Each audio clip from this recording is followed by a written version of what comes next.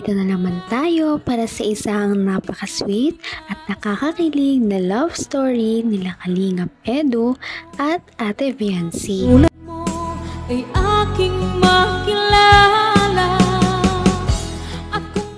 Para sa pagpapatuloy ng ating love story ay dumayo ang Kalingap team para kay Ate Viancy dahil meron silang pupuntahan ngayong araw na sobrang halaga.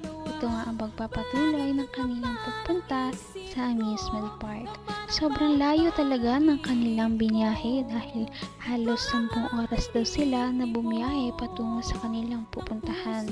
Nung sila ay umalis ay miliwanag pa. At nung makarating sila doon ay talagang gabi na. Kaya naman sana ay worth it talaga ang kanilang pag-alis at yan ay mapapatunayan natin sa video na ito. Marami din tayong magsusubaybayan ng mga kilig moments ng EDC Love Team, kaya naman yan ay inyong aabangan.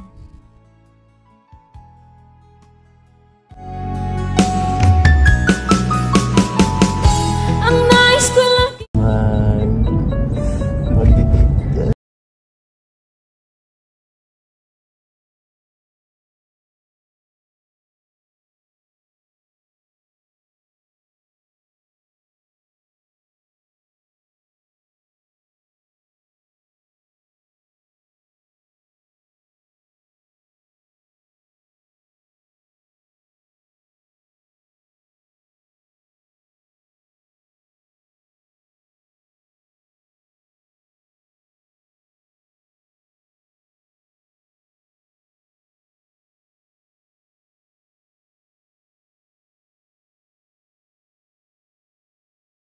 bukas na lang po kami magala kasi gabi na. At antok na ang lahat eh, wala nang energy.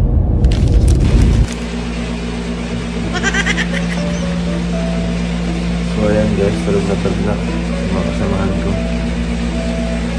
Tulog guys, ito kami. Tapos si Beyonce ay sa kabila, solo lang.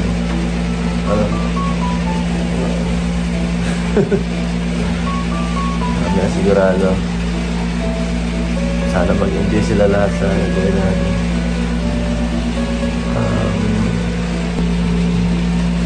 Tunog si Thunder. kung ano ako'y tanggap mo na, hindi ka rin nag-alinlangan pa. Kilig overload talaga ang mga nangyayari kahit hindi pa man din sila nakakababa ng sasakyan. Ano pa kaya kung makapunta na sila sa kanilang pupuntahan? Ngunit bago sila makarating doon ay syempre gumabi na at nagpahinga na muna sila. Ikaw lang ang tinitipon. Tunog si Thunder. At si Brad. So ayun mga Kalingap, tapos na po kayo mag-asikaso. Tawagin na po natin si Kuya Boss E. Ay Kuya, tara na Kuya at nakasikaso na po kami. Nasilip mo na ba? Si wifey mo? Base na ba yun? Di ko rin alam kung naka-base na siya eh. Walang tinanggal na namin yung mga gamit namin, binaba ko na yung maleta. Mga alas 15 sila pati eh. Dapat tanda tayo kasi eh. Nag-ahabol din tayo sa oras ngayon eh. Hindi naman tayo dito, mabisita lang talaga tayo dito eh. Hindi naman tayo talaga ma-stay dito naman tayo. Gusto ko lang talaga dito pakita yung lugar at na-miss ko na ito. At sa siyempre, para makita rin yan. Room service! Galit! Room service!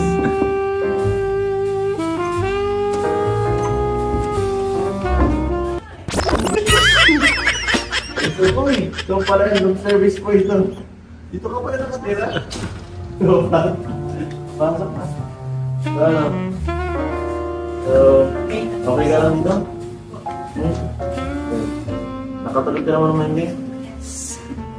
Atensya na ha, dito lang tayo natulog kasi yan lang kinayanan ng budget ko eh. Wala kasi tayong Naman ang bawat panaginip ko, ikaw lang ang Ito ay biglaan din lang talaga, kaya naman masaya din ang mga trip kapag hindi masyadong pinaplano at biglaan pa nga na kasama si Ate Viancy. Hindi kasi alam ni Kalingap Edu na makakasama ang dalawa kaya na-surprise talaga siya napagkasundo nila na nandoon si Ate Fiancé. Ito lang tayong na tulog kasi yan lang kinayanan ng budget ko eh. Wala kasi tayong sponsor eh. Solo lang. Hindi ka rin ang pwede ngayon. Ang ganda pa nga ito dun sa kwarto ko. Pero siyempre, siyempre nakakapagano kasi. Hindi ito bongga kagaya ng mga binibigay ng mga sponsor sa atin na tinutuluyan. Hindi karaniwan. Simple lang ito eh. Murang-mura lang ito eh. So, baka di ka naman dito nalungkot. Hindi. Bakit? Ang solo-solo ka dito eh. Kami dun, 5 kami dun, siksikan kami dun. Siksikan mo kami dun, tapos ikaw dito. Solo ka lang. Baka, na-homesick ka dito kagabi, baka di ka nagkatulog. Basta may May music. Nga pala, baka nagsisiga na yan at syempre, sumama ka sa akin dito sa pagpunta ka dito. Hindi ka nagsisiga. Hindi. Gusto ko malaman ko ano yung mga dating ginagawa ko dito. Mga kalokohan. Joke lang. Hindi wala akong ginagawa. Siyempre, malayo ka sa pamilya mo ngayon eh. Hindi ka gaya ng nakaraan. Nag-update ka? Buti naman. Update mo. Baka ma-miss ka ng pamilya mo eh. Siyempre, baka ngayong taon, baka dito ka magbagong taon. Joke lang, hindi. hanggang wakas ay tayo ng dalawa.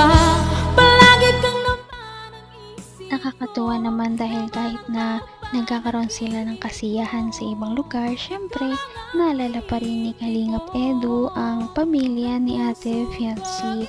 At syempre, doon nga ay pinagsasabihan niya pa rin si Ate Fiancé na mag-text o mag-update man lang sa kanyang pamilya para hindi daw ito mag-alala. Napaka-sweet. Maging magsama ang panahon. Sana magsama pa na, sana maging perfect ang lahat. Kasi, baka mapahiya ako eh. Sabi ko pa naman sa'yo, maganda dito. Pero yung entrada pa lang kagabi, sablay na eh. Doon pala sa sento, parang di ba nagusto ng amoy eh. Si Romel may kasalanan doon, si Romel. Pero may kasalanan eh. Pero kuya. Sabagay ha? Ang ganda ng suot nyo ngayon ah. Grabe. Parang Sigurado naka-black ka ba kasi tayo, rides tayo eh. Sigurado baka magtalsay ka ng damit. Hindi ka mahirapan yan. Sigurado may jacket naman ako, papahirap na lang kita. Papahirap na lang. Tara. Hanggang gantong oras na lang tayo. Ay. Sige na. Ang libat ka. Isang taon titira dito. Wala na iwan?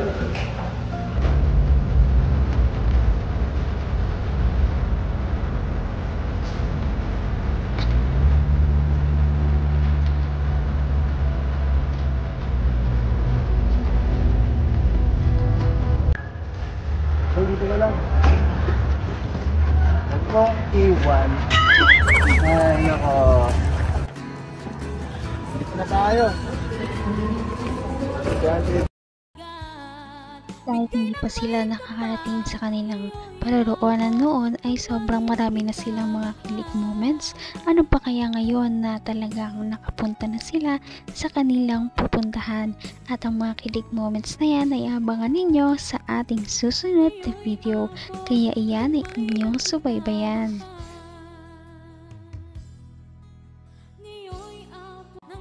Napaka-sweet talaga nila at napakabait ng tambalang ito kaya marami sumusuporta.